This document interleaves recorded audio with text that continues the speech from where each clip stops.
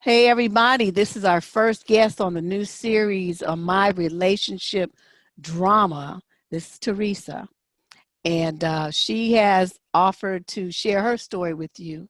Like I said, I wanted this to be a resource for all of you to hear from the real experts, which are the people who deal with this stuff and have made their way through to the other side. They have a different kind of insight and can share their experiences with you and warn you about what to watch out for that you may not even notice. You don't even know what you're seeing, but that's what they're going to be sharing with you. So Theresa, give us a little introduction about yourself. And you single, married, divorced, children, what's going on? Yep. So I am divorced, 44 years old. I have two teenage children, a 17-year-old daughter and a 14, almost 15-year-old son. Daughter's about to head off to college this fall, so we're excited and gearing up for that. Um, Professional adult here. I'm actually a financial advisor, so I counsel many people, and even some of the problems that I've seen relationship wise, we talk about also because it affects them and their finances. That is very true. That's very true. Well, tell me, from your perspective, what were the things that we went through in your relationship that let you know that this guy was, a sociopath or whatever?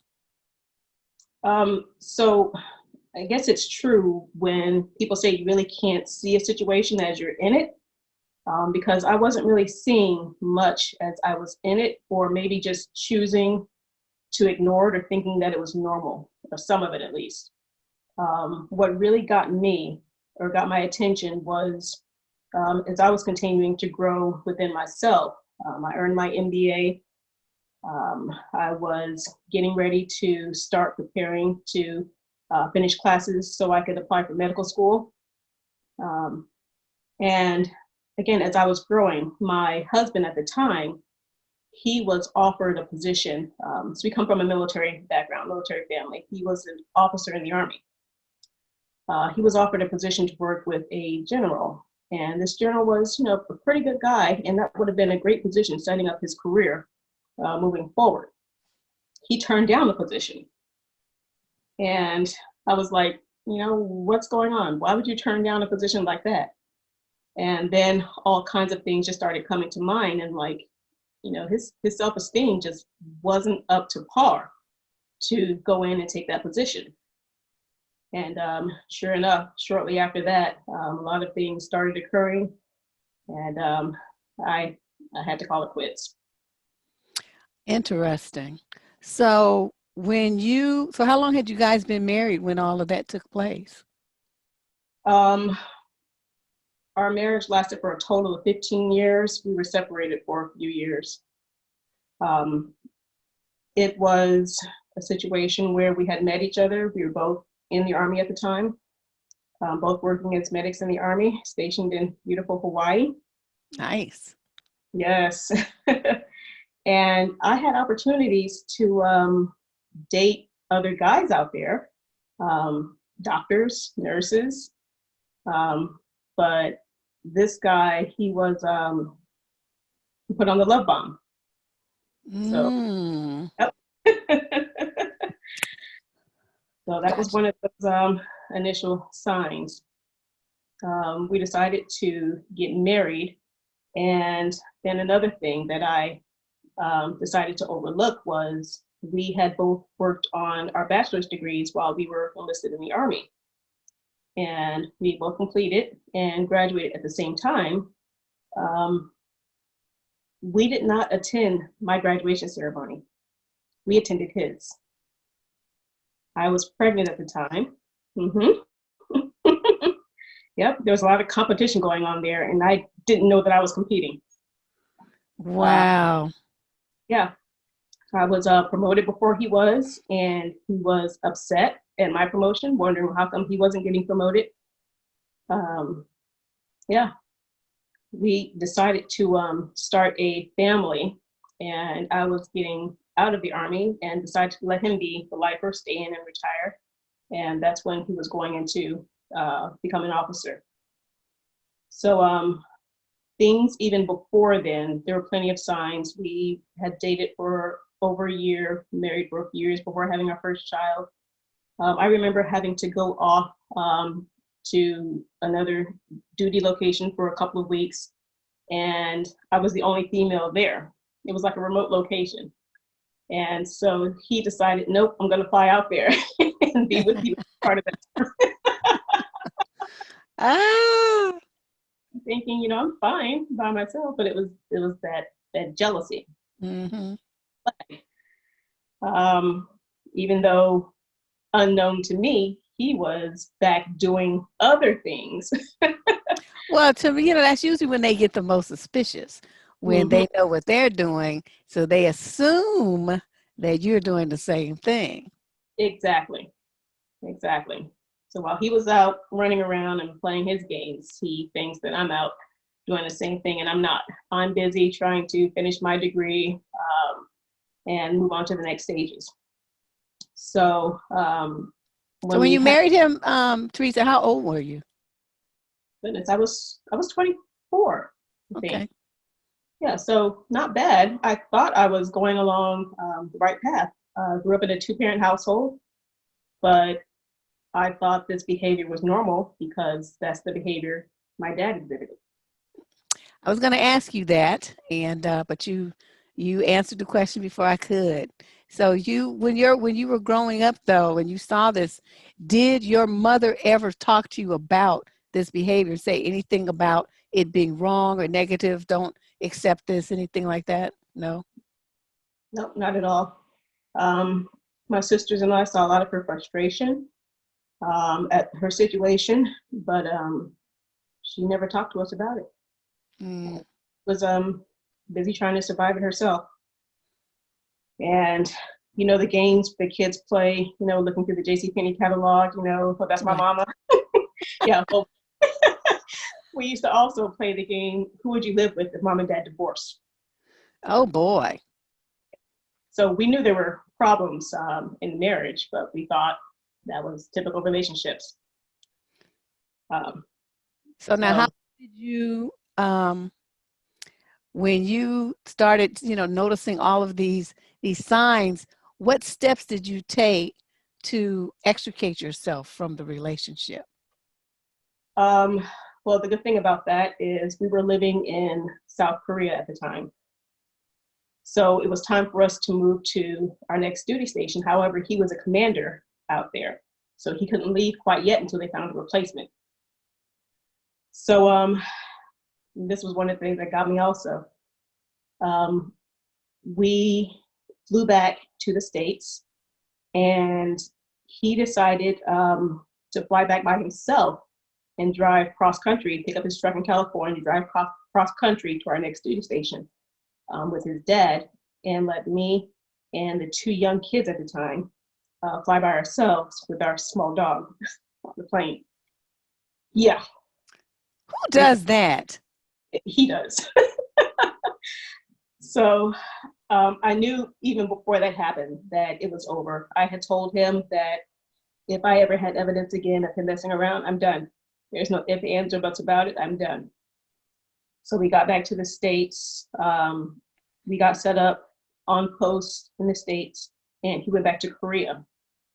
So that's when I started seeing lawyers, because I was at the point to where I could either stay in this relationship and be a shell of a woman, a shell of a mom for my kids, or face fear and leave. So Good for you. I left. One of the attorneys that I spoke with out there, she was like, well, if this is not the place that you want to settle down in, I suggest you might want to move and go somewhere that you do want to settle down in and do the divorce from there. So I took her advice, went out and lived with my mom, who was then finally divorced from my dad. Good for her. Making big moves. Okay. Yes. And started my new career out there with my mom, and went through the divorce process with him. But I knew I had to be careful because of the type of person that he was. I knew he cut us off financially. I didn't have a job right then at the moment. So what I did was kept tabs on our bank accounts, had my own bank account set aside had money in it. And I saw at one point that he started to liquidate some of our joint investments. So Mm. I caught it off at the head and took half of that money and moved it into my bank account. Good for you. Yeah, I should have taken more, but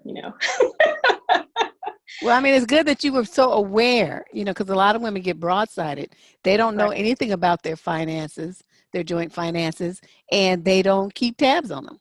So exactly, they just get milked. exactly. So So Theresa, tell me, when reflecting back on that, what would you say were the three most important things that you didn't notice that may have kept you from going forward with this relationship? Hindsight's always 2020. one, definitely the love bombing. That was one thing that I thought, oh wow, this guy is really into me. I thought he was really cute. Um, the love bombing, the females hanging around. I thought, we were all in the military community, everybody's friends, but that wasn't truly the case. What else? The lies. He lied about even little things and wanting to keep me away from groups of people. A group of guys wanted to throw a party for me since I was getting out of the Army, and he didn't want me to go. Mm. Yep, Okay, so let's social isolation, exactly. love bombing, Hmm. lies, manipulation. Yeah, because a lot of women get lies, the lies, they hear the lies and then they just excuse them. Well, it's not that big of a deal. Well, he did tell me the truth later. Right. And then there was another thing, the church. So I thought that once we started going to church services together, things, would get better. And they did for a short period of time, but then he just reverted back. So I thought, okay, our relationship with his God or the church would help make everything better. And no, he Yeah. just was who he is.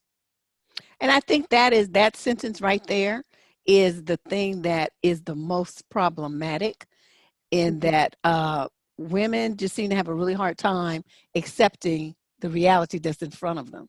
They Mm-hmm. want to have hope and think that it'll get better if only we get married, if only we have a baby, if only we live together.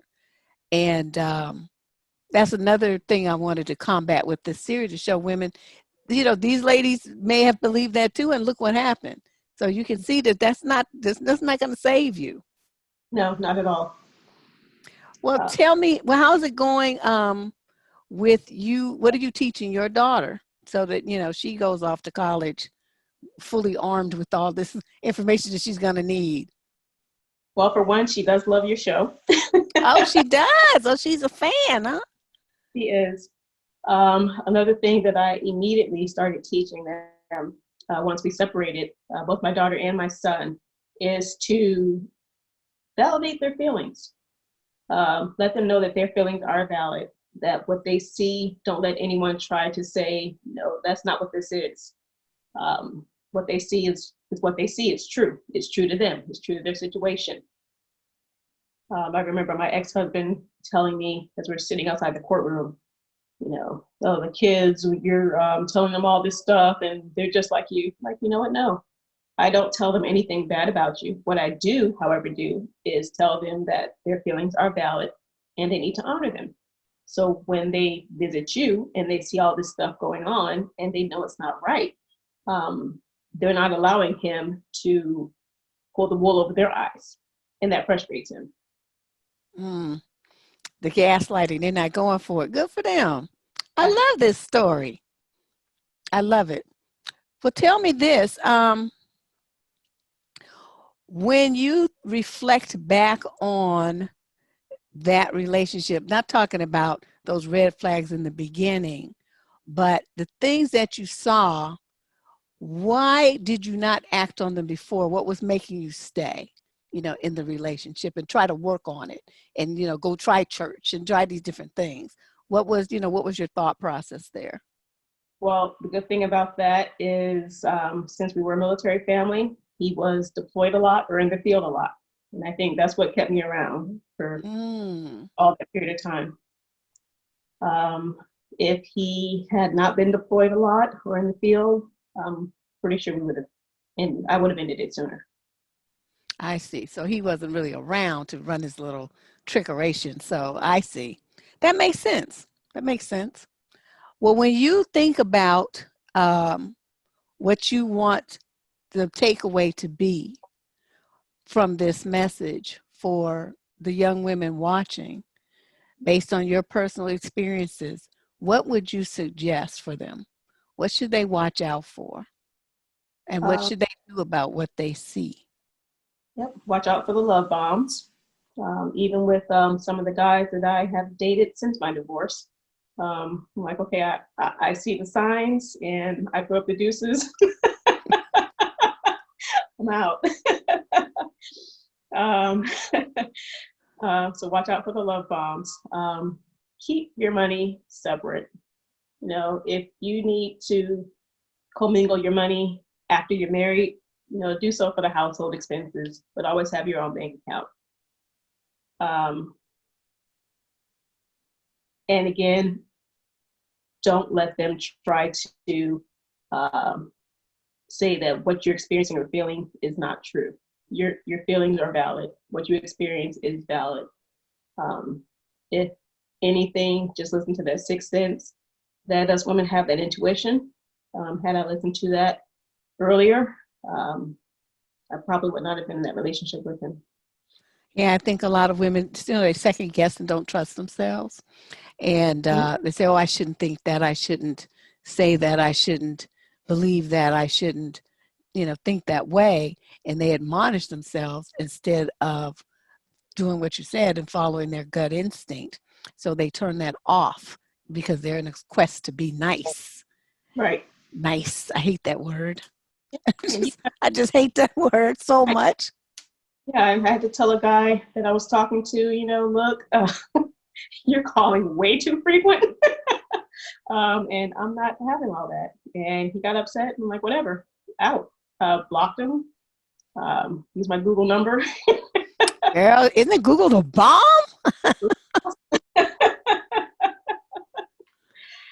So I am not afraid to, just tell him no. But how long did it take you to work up to that level of confidence? Goodness, it took a while. What I didn't want to do definitely during my separation and even after the divorce was jump into dating and other relationships. I wanted to spend some time on me and building up my self-esteem because I know that he had dragged it through the mud. And I'm glad I did that. So taking that time for me and then getting back out into the dating world definitely opened up my eyes to these potential situations that I definitely did not want to be in. Mm-hmm. Yeah, there's more of them than there are, regular decent guys, unfortunately, from what my count. So many women running into these knuckleheads, and they're varying degrees of knuckleheadedness, but they still all fit into that category. Yep. So you have, what was I going to say? I was going to ask you something that was like on the tip of my tongue. I remember what it was going to be about self-esteem. Mm-hmm. Would you say that when you met him, your self-esteem was pretty high, or where would you say on a scale of 1 to 10 that you were? It's kind of funny because when I met him, I thought my self-esteem was pretty high. I had went off, I left college and joined the Army so I can help pay for college and finish my degree. So I thought, I'm doing all the right things. My self-esteem is way up there. My dad was the one who kept telling us, that, hey, you guys are smart, you're intelligent, you're free, don't take any junk from any guy. So I thought my self-esteem was up there. But then looking back on it, like it couldn't have been if I ended up with this guy versus some of the other guys that I met that I could have ended up with. So that was really the only difference, was that he was just like so so on you that you really didn't even really get a chance to look at anybody else. Exactly. Mm, I see. So in all, do you feel that that relationship made you a better person in the end? You were able to get in touch with some parts of yourself that maybe you didn't really know were there? All in all, I guess I would have to thank him for that. I don't know if I would have been, I guess, this strong of a person. Just running my own business, raising my kids, sending them off to college, making sure they have everything they need. Um, I, I probably would have found it eventually, but this definitely helped propel me to do the things I need to do for me. And you have a fire in your eyes. I mean, I can tell you're a little, a little unnerved by all of this. And I know talking about these kind of things is kind of, it brings back memories. People get a little upset. So I can hear the emotion in your voice. But what I do like is the fire that I see in your eyes. So it's like whatever he pulled, that will never happen ever again. That's the look on your face. Exactly. Yeah, I love it. Will you have any closing words, Theresa, anything that, you want to share and add in here about your experience? Um,